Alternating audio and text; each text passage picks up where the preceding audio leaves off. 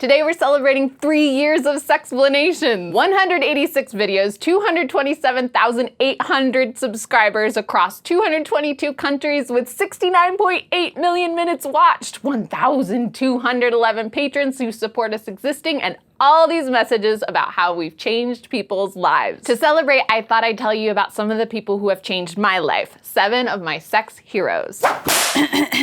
To me, a sex hero is someone who has advanced my field in a profoundly positive way, usually someone who's had to fight for sexual freedom. They're people who put the planet before themselves, risking their jobs, going to jail, facing incredible ridicule and hatred to attain the greatest good. Let's start with Havelock Ellis, my favorite sexologist. I like him so much. Our 6th episode of Sexplanations is about Havelock Ellis's story, reenacted by Hank Green. In short, Havelock grew up in the Victorian era. He was told his wet dreams were a symptom of gonorrhea and that he was going to die. But he didn't, at least not for another 67 years. I consider Havelock a sex hero because he devoted the remainder of his life to studying and teaching sexuality so that we wouldn't have to face the same traumatic misinformation that the medical field gave him. Next, former Surgeon General Joycelyn Elders. I learned about her in grad school when I was writing a paper about masturbation. She was appointed by President Bill Clinton as Surgeon General in 1993 and did what I believe was a brilliant job of addressing public health issues for the federal government. But not everyone felt this way. Elders' stances on education, contraception, abortion, and finally masturbation led to her losing her job. Here's how it went down.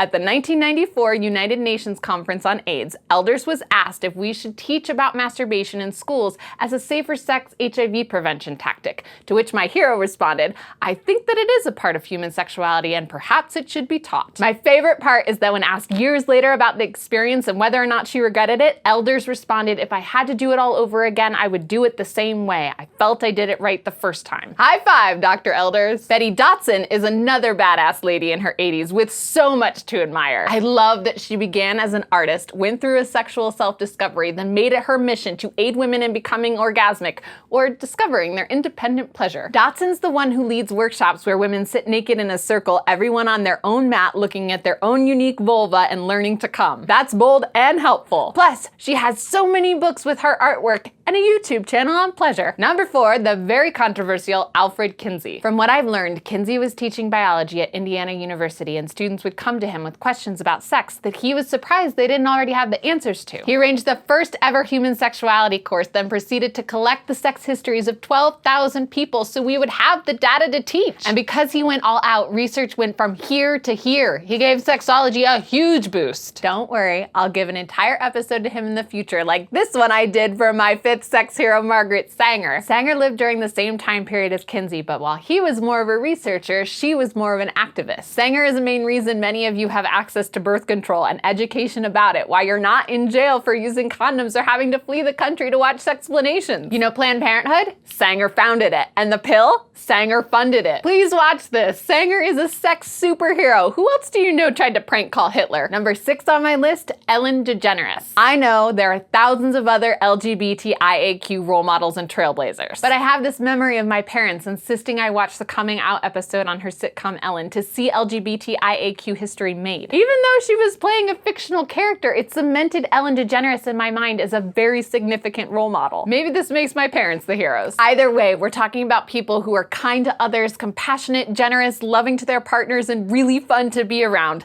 I can get behind that. The last hero on my list I just recently found out about. Katie Kestner. Her story is intense. This is my rape warning. In an article for the BBC, Katie explained that when she was in college, people thought rape could only be perpetrated by strangers. She went on a date with a guy she was really attracted to. He came back to her place. She didn't want to have sex. He did. And by all definitions we have today, she was raped. Katie sought help. Hadn't he committed a crime? The health center gave her sleeping pills. The dean told her that she and the perpetrator made such a nice couple they should get back together. And Katie's dad victim blamed her, saying it happened because she let him into her room. It's the same hair-pulling bullshit that people hear today, but we have entire communities and networks of resources fighting for us. She didn't. Her peers shamed her, the media doubted her, 2,000 students signed a petition saying she lied, even though the date/perpetrator stated in the 7-hour court hearing that she had said no more than a dozen times. A link to Katie Kestner's article is in the description. I highly recommend it. It is absolutely a hero story. I need stories like Kestner's and Havelocks and Elders and Dotsons and Kinseys and Sangers and Ellens.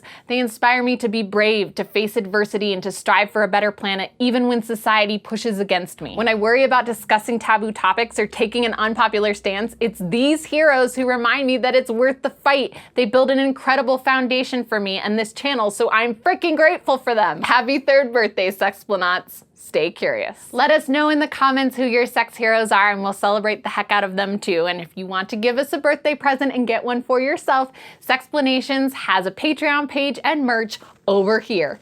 Happy birthday to us.